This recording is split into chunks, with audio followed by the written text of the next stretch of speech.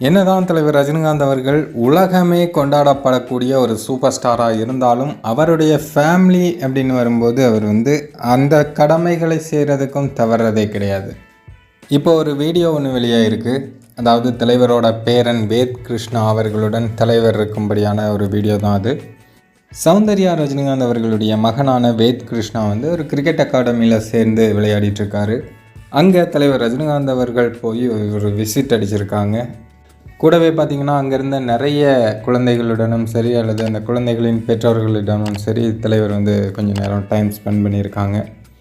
பேரன் எப்படி கிரிக்கெட் விளையாடுறான் அப்படின்னு தலைவர் வாட்ச் பண்ணிகிட்டு இருந்தாங்க. அவரோட பேரன்களுக்காக தலைவர் செய்யும் இந்த மாதிரி விஷயங்களை நிறைய செலிப்ரிட்டிஸ் பண்ணுறது கிடையாது. ஆனால் தலைவரை பொறுத்தவரையும் தலைவர் எப்போதுமே இயல்பாக இருக்கணும், ஒரு சாதாரண மனிதனாக இருக்கணும் அப்படின்ட்டு தான் ஆசைப்படுவார்.